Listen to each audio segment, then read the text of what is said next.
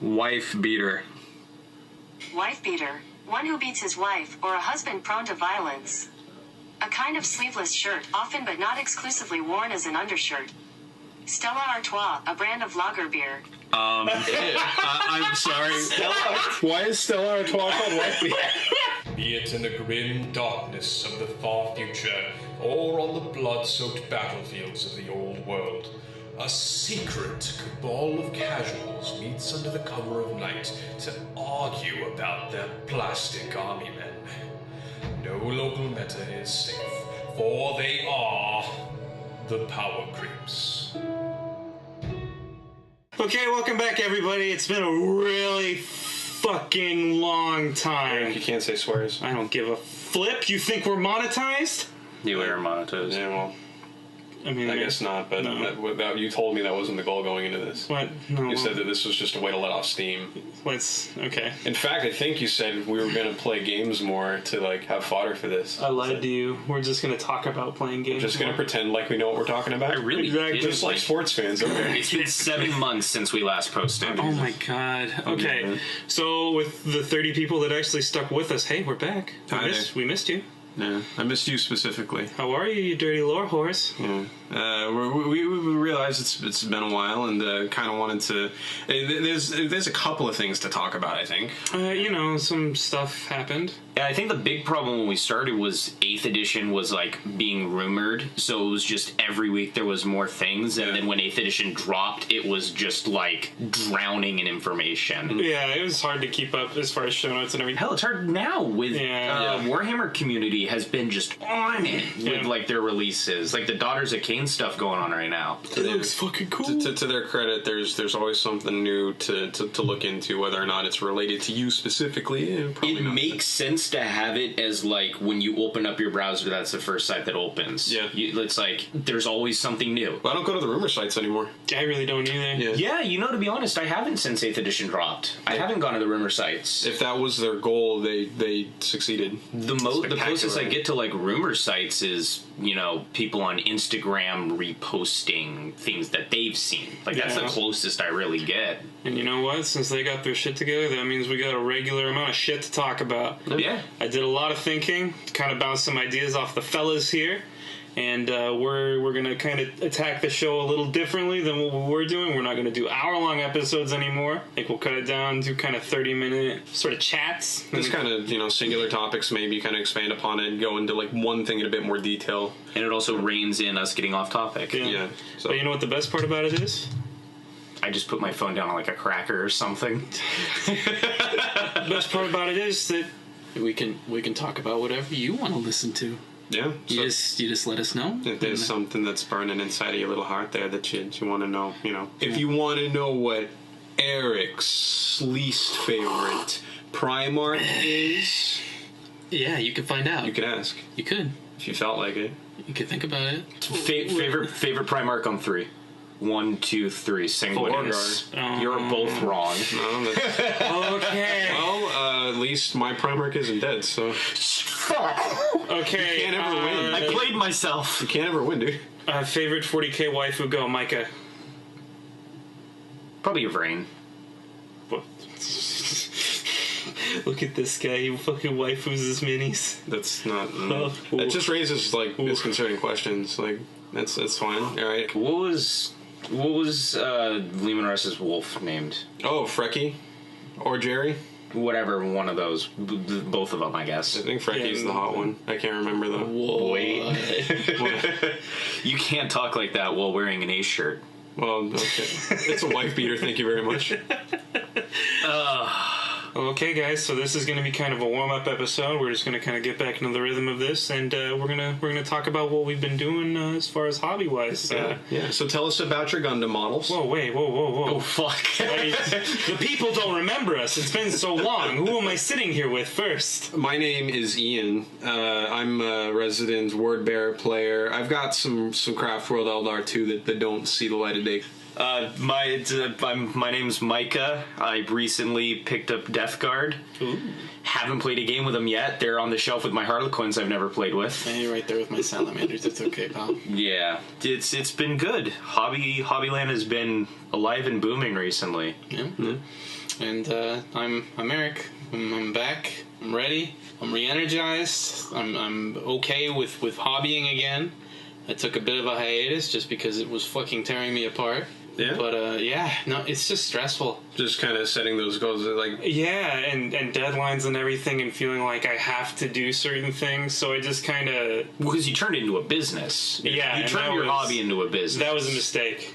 If you're thinking about doing that, really consider what you're doing, because if you like money more than you like painting miniatures. Well, I'd make the argument that you worked a full-time job while trying to start a business of painting models. If the only thing you did was paint models and you didn't have a full-time job outside of the hobby, I would argue it would be better because you'd have more free time. Yeah, but it was... The combo is deadly. It's stressful, man. Like, I'd get home, I'd put 8 hours in at work, I'd come home, I'd put another 6 hours in at painting, and then it's like, okay, I gotta eat dinner, go to bed, and then Gina's just kind of like, okay, well... Do I remember you correctly referring to those Gundam kits as therapy models? Yeah. Yeah, because it wasn't deadline related. It wasn't like you had to be ready for a game.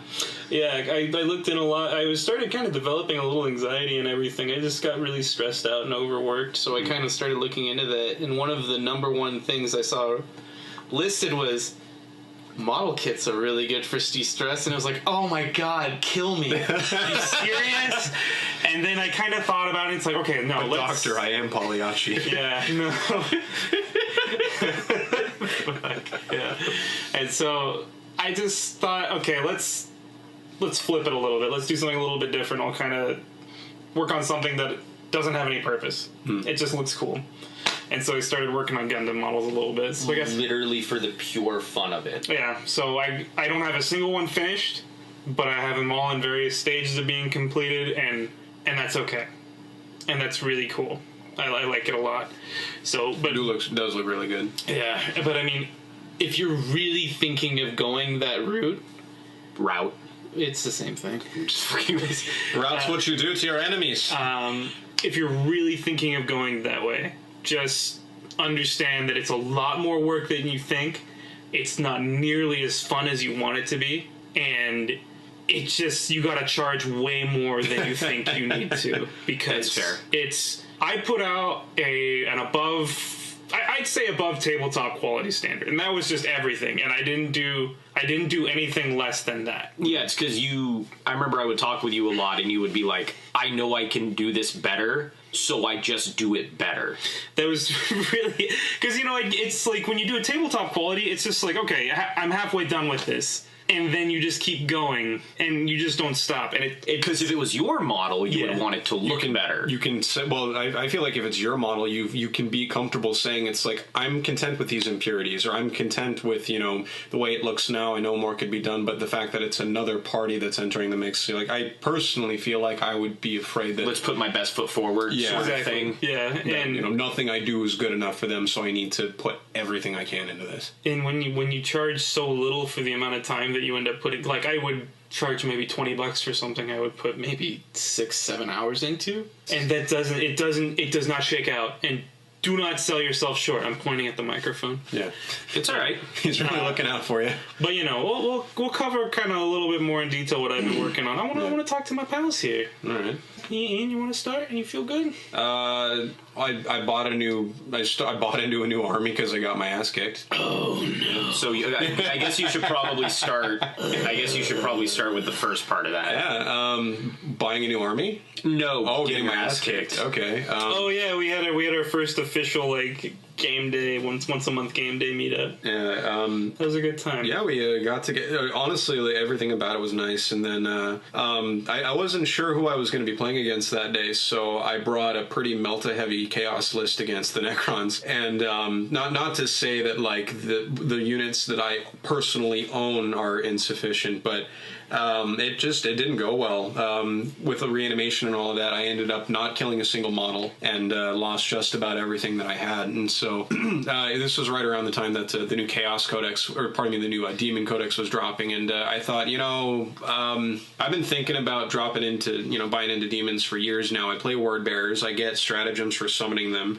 Summoning them in 30k is a pretty serious deal. We've been talking about Zone Mortalis. a Yeah, lot of Zone Mortalis talk. I'm so excited. And just the ability to summon demons on the other side of the door. Those are all things I could Fucking other side of the door. those are all things that are kind of appealing to me, and at the end of everything, I'd like to have a force that consists of renegades and heretics, word bearers and demons, and all running it together. I have the incentive I needed to buy into that, so I've just about done painting a box of I'd like to start collecting corn, and then Feels good only painting red and gold, doesn't it? Oh, dude.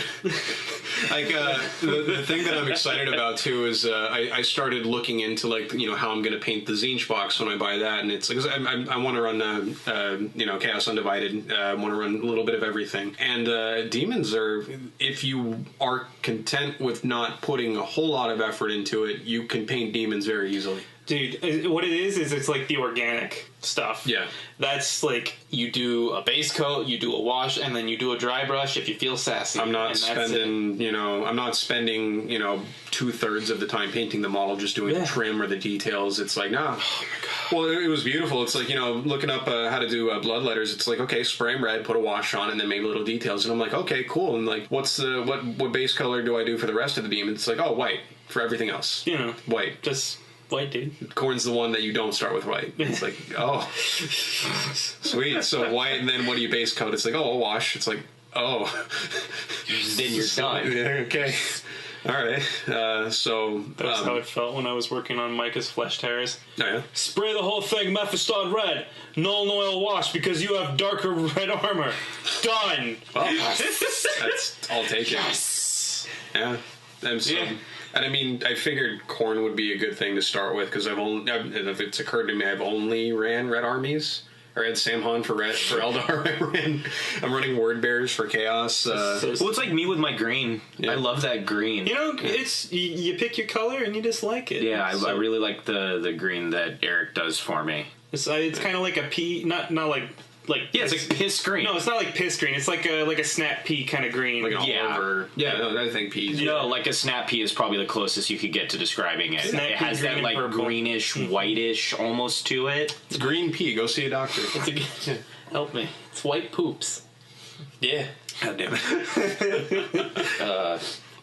But that's kind of where I am right now. I'm kind of it's all going to be one army, but I'd like it to be something that I can break into chunks depending on who I'm going against, how I'm feeling that day.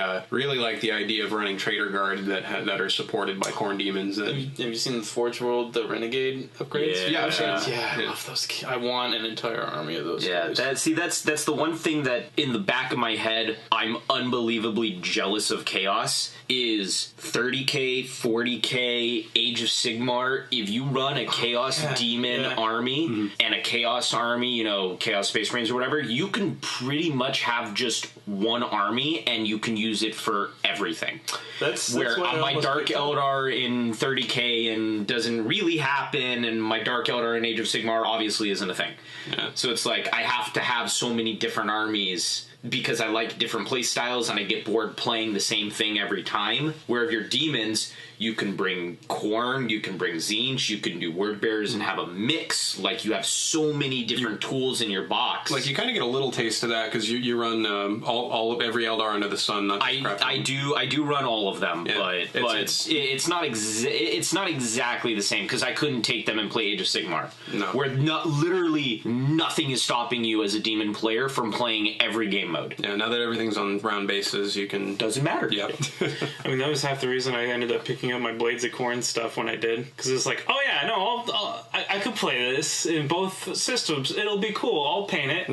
It's still in plastic wrap over there. Oh, well. Oh yeah, we're recording in my studio. This is a garage.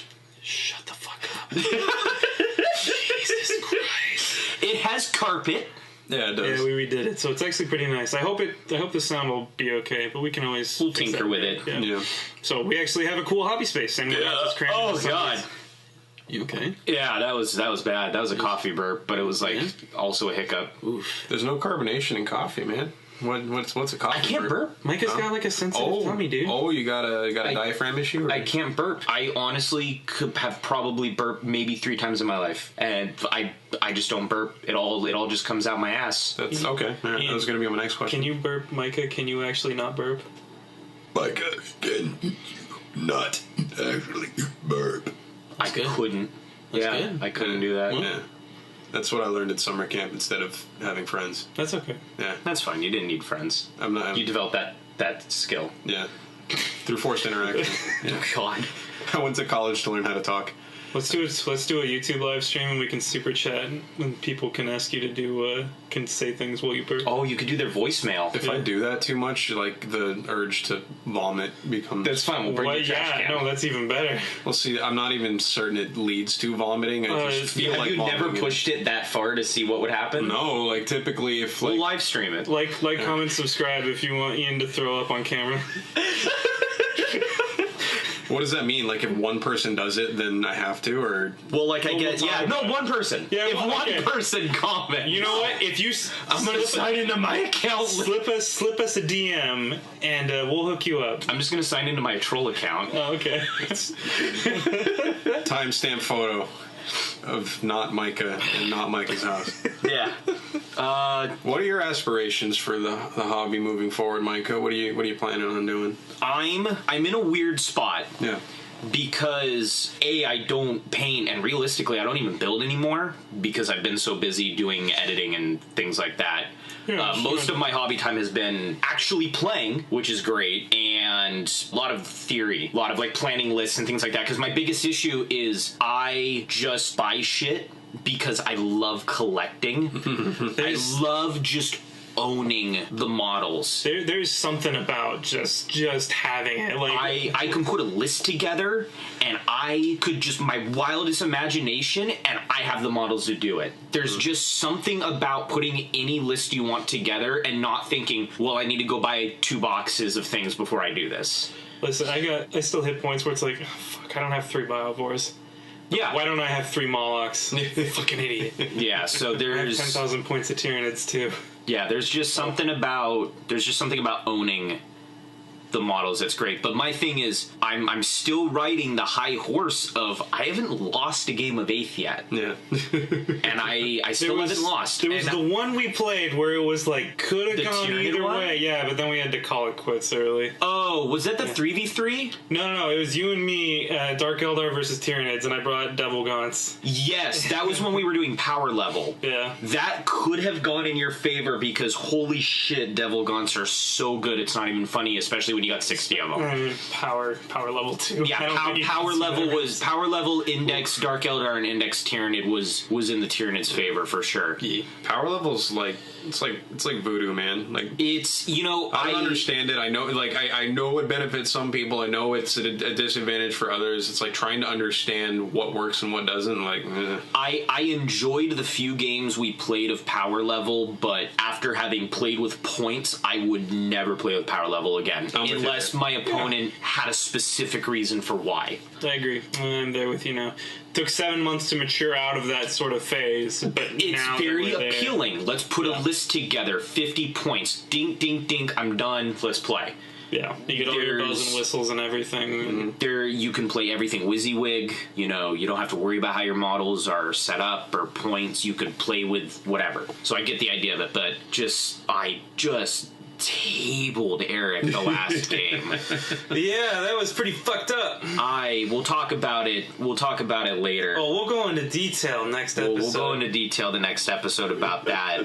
But yeah, have I played you yet? no, we haven't played I it. haven't played Ian yet. I've played Chris and I've played Erik. And I actually beat Chris. I don't feel like I beat Chris because he plays Necron and you don't feel like you beat Necron. I won because of points. I think that's the new feeling we're all gonna have to yeah, deal with. The game is so heavily done on objective points now. You're not gonna. Yeah, you can't expect I to would. always kill the other army. Like, yeah, I would argue to say that you should always play either, what was it? It's Maelstrom, and then what's the other one? Eternal War. Eternal War. Yeah. You should always play one of those, because the game really isn't designed anymore to play kill points. I'm not sure. I know there's a version of it where you can do that. I don't know if it's still called Purge the Alien, but there is a game mode that is based off of kill points, but it's the game feels like so much more than that now. It feels like if you don't have those objectives going on, the game really heavily favors certain armies. I was listening to this other guy on YouTube. It's called Almost Pro War Game. He was talking about the idea of a perfect imbalance, and that's that the game itself stays balanced by all armies being imbalanced, whereas something like original Warcraft, all of the factions were completely the same, just at that point, it was just aesthetic. It's much more tempting to start optimizing and min-maxing at that point, and so you can't crack you can't crack a nut more than one way at that point. Yeah, but by having the perfect imbalance where there are just things that are just going to be better, it's helping the meta kind of grow. As new stuff kind of comes out, everything sort of changes, and it kind of just makes it so the game's not always the exact same no matter what, which in itself is kind of interesting. Yeah, and the objectives in general, just having certain ones where, like, your heavy support has objective secured. Weird things like that. Big guns never tire. Yeah, just having weird modes and stuff like that just makes the game so much more entertaining, because it's no longer my list is more optimized than yours, therefore I will table you. There's always enough. There's always enough maybe not necessarily things going on where you can kind of figure it out. Maybe not necessarily always enough random elements, but there are random elements. No, but there are some, and it's one of those things where if you can get the leg up on your opponent in the objectives and then just fucking run, you could pull it off. Yeah. There are ways to pull it off. I mean, fucking Blood Angels have a command point ability, whatever. Stratagem. Oh. They have a stratagem where you can literally pick up a jetpack unit and put them somewhere else on the board. Yeah. If I have the objectives, I can pick up a unit of dudes and I can go put them in a corner so far away from you and behind cover that it'll take you 3 turns to get there, and I'll win the game. You can do things like that. That's one thing you didn't have that before. That's one thing I find I'm struggling with, actually, is they're due to the fact that there are so many stratagems, especially with the Chaos Marine books or the Space Marine books, where it's there are going to be ones that are specific to your faction. It's not always advantageous to use just those. In fact, I find that there's so many. It's I oftentimes forget, or there might be a scenario where it's like, oh, you know what? It would be advantageous for me to use the 3 Predator kill shot, but I forget that that's there because it's a stratagem specific to just one unit in the book. It's so easily overlooked. Right. You need to go into the game knowing what stratagems you're going to use. Like, as a Blood Angels player, I know I'm going to turn my captain in Death Company. I know I'm going to take a unit and do the triple dice charge. I know I'm going to take a unit of Death Company and do the before the game starts move. See, I don't think it's enough to just know. You go into the game knowing there's a couple you're going to do and you got on your belt ready to use. I think to that extent too, it's important to know which ones you have the option to use. Like, there are some, especially the ones where it's like, pay this at the beginning of the game, you get to do X. It's like, yes, those should always be central to your strategy if you're building your list around that, but I feel like there's enough in there to where you have to have a pretty comprehensive understanding of what's in your book, because if you don't, you might overlook something. I mean, it got me to buy the stupid cards that... Yeah. It's weird that the game exists in a way where these stratagems are so game-changing, and you get armies like Imperial Guard and stuff like that who can max out. They can max out these points. They can come into games with like 12 points and stuff like that. But then you get other armies, like most Space Marine armies, that kind of struggle to get like 6. Yeah. 7. 7 seems to be about the average, bringing like a battalion and an outrider or something. You have so few, like the few games I've played since I got the Blood Angels book, I've barely even been using rerolls because I have so many other stratagems I want to use. Well, I mean, you're running chaplains and stuff too, aren't you? Yes, but it's the notion that when you were in the index book, the only thing you were using points for was rerolls. Yeah. Maybe passing leadership, depending on your army. I guess that's a good incentive to actually take your buff characters and not just relying on beat sticks. Is you can start allocating your command points you got to have guys rerolling ones, and you got to have like a little bit of spread out on how you're doing your lists, because it's not just the points are for rerolls and that's it. Yeah. That's not what they're restricted to anymore. Unless you're index, then you're just kind of fucked right now. So a lot of theory crafting and that kind of thing is what you've been into lately, then? Yeah, just a lot of figuring out what I want to do next and slow building certain things, but for the most part, it's just been a lot of theory crafting. I'd like to see you go to a tournament one of these days. I'd go to a tournament, maybe like a local tournament at like our local GW. Oh yeah, man. Something a little where I know more of the people who would probably be there. I think the difficult thing for you wouldn't be so much like staying on top of the lists and things. I think it would actually be the aspect of acclimating to the tournament environment. So going our shop first. Yeah, because I can put some pretty fucking mean lists together. If I could put together like a really slamming salamanders list to bring to a tournament, I'd love. Salamanders are good. They're good, but the only issue with salamanders is the competitive way to play them is not how you like playing them. Exactly, and that's something that I kind of got to deal with, and then figure out myself. By the way, if anybody has any really slamming just non-Primaris salamanders list, please DM me. Okay, you don't want to play Primaris? Hey Eric, when the hell are you gonna play your Achilles pattern? Well, that's what I want my fucking list to be in my list. I really like that model. It's a beautiful model. Yeah, so see, that's one thing too. Is I don't think there's a lot of research out there, a lot of experience, a lot of recorded experience of people running a lot of the Forge World models. So not yet, but that's because there's the index that came out. That's just like, okay, fucking fine. You cried enough, you get your points. And then Forge was like, well, they might change a little because they're doing an Imperial Armor book now that's going to have it's going to be the 8th ed. It's going to be the 8th ed Imperial Armor. Yeah, like an official Imperial Armor, as well as all the Custodes stuff too that's going to come out. Oh god. Yeah, so we'll see how that ends up working itself out. Good old big Papa Telly man. Yeah, tournaments will be fun. Yeah, and then we got Zone Mortalis on the table too. Yeah, looking at that seems to be the general direction 30K has been going, was more towards the Zone Mortalis as like a slow grow way to get into it, because we're gonna have to relearn fucking 7th edition. Yeah, but I mean it's like 7.5. It'll be a better 7th edition. Yeah. Although I was talking with Mark and he seems convinced that 7.5 is just holdover until 8th comes out. Yeah. For Horus Heresy. I went kicking and screaming into Age of Sigmar, and I was hopeful for 8th. If 30K is going that direction, I think I'm okay with it. I wholeheartedly believe that our friend Mark is a prophet when it comes to predicting the future for Warhammer, so I'm expecting that to happen then. We'll see. I mean, he still has a squad army, and he said they'd be a thing again, and they're already back in And Necromunda. here Yeah, we they're are. fucking in Necromunda. We had squads.